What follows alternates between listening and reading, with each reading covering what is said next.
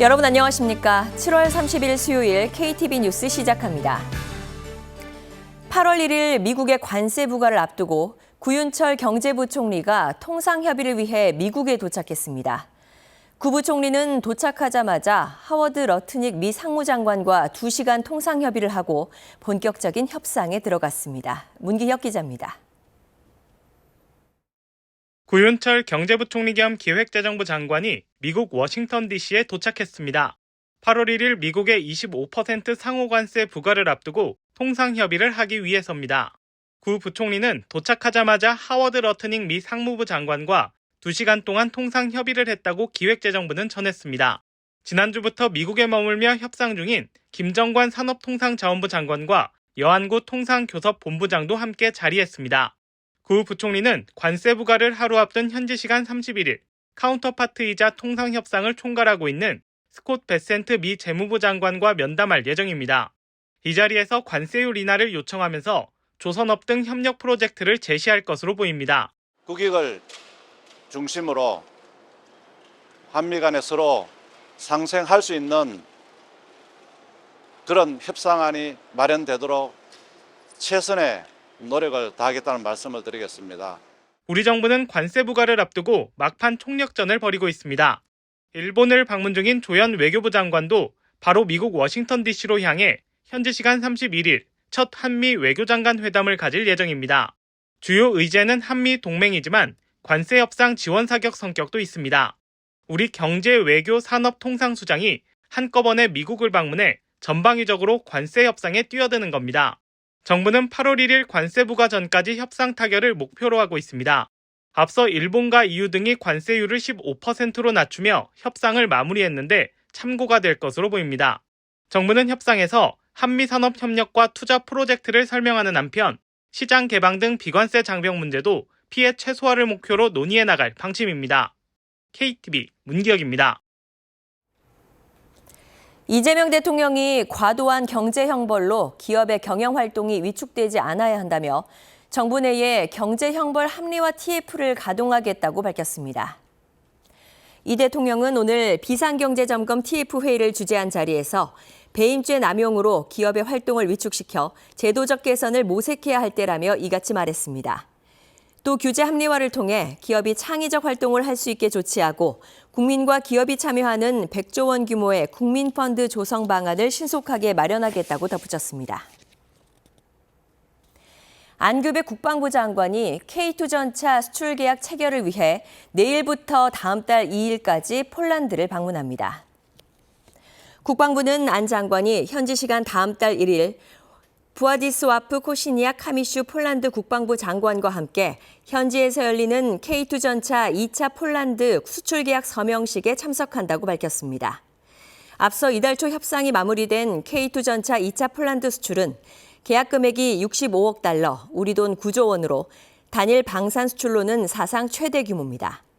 안 장관은 폴란드 방문을 계기로 한 폴란드 국방장관 회담을 갖고 양국 국방 방산 협력 강화 방안을 논의합니다.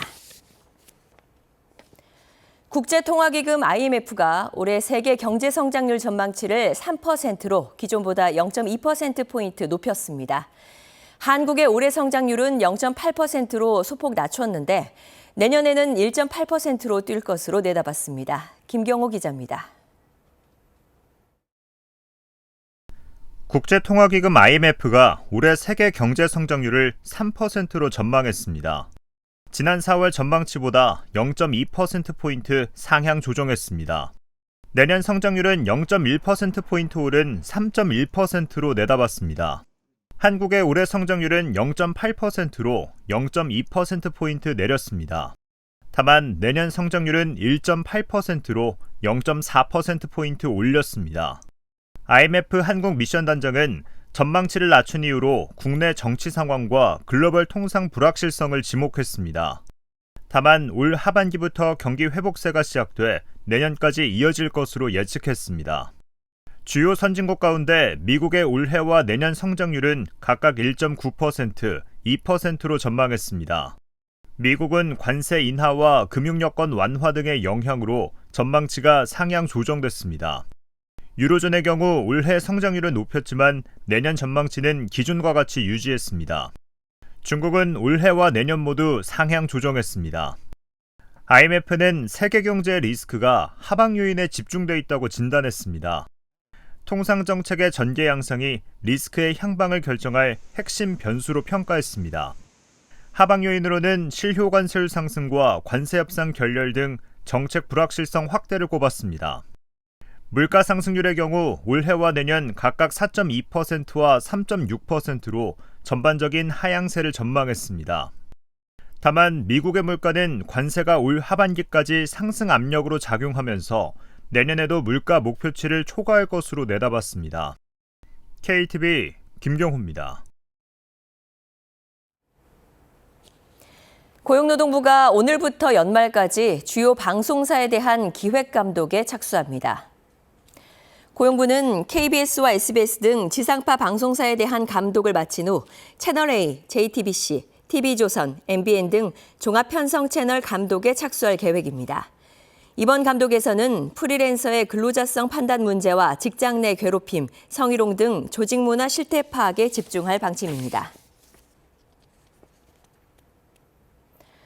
보건복지부가 소아 환자의 불편 감소를 위해 24시간 의료인 상담 서비스를 제공하는 아이 안심톡 시범 사업을 내일부터 시작합니다. 아이 안심톡에 접속해 소아 환자의 증상을 기재하면 상담 의료진이 응급처치 방법과 상비약, 이용법 등을 안내하게 됩니다. 이와 함께 인근 응급실 정보를 제공하는 응급똑똑 앱도 함께 시범 운영에 들어갑니다. 아이 안심톡 시범 사업은 내년까지 시범 운영한 뒤 2027년 이후 본 사업으로 발전시키고 응급똑똑 앱은 올해 말까지 시범 운영한 뒤 내년부터 본격 운영될 방침입니다.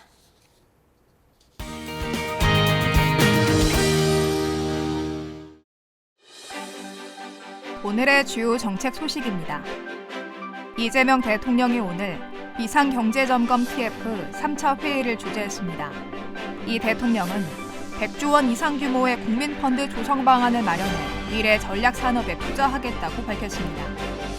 우윤철 경제부총리가 통상협의를 위해 미국에 도착했습니다. 고 부총리는 하워드 러트닉 미 상무장관과 2시간 동안 통상협의를 하고 본격적인 협상에 들어갔습니다. 조현 외교부 장관이 어제 이와야 다케시 일본 외무상과 첫 한일 외교장관 회담을 진행했습니다.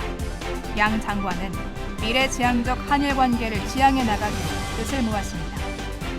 IMF가 올해 세계 경제 성장률 전망치를 3%로 기존보다 0.2%포인트 높였습니다. 한국의 올해 성장률은 0.8%로 소폭 낮췄습니다. 지난해 우리나라 총 인구가 5,180만 6천 명으로 집계됐습니다. 특히 65세 이상 고령 인구가 처음으로 1,000만 명이 넘었습니다. 보건복지부가 내일부터 24시간 소아 환자 상담 서비스를 제공하는 아이 안심톡 시범 사업을 시작합니다. 아이 안심톡에 접속해 증상을 기재하면 의료진이 응급처치 방법을 안내합니다. KTV 뉴스를 마칩니다. 저희는 내일도 국정 소식을 한 걸음 더 빠르게 전해드리겠습니다.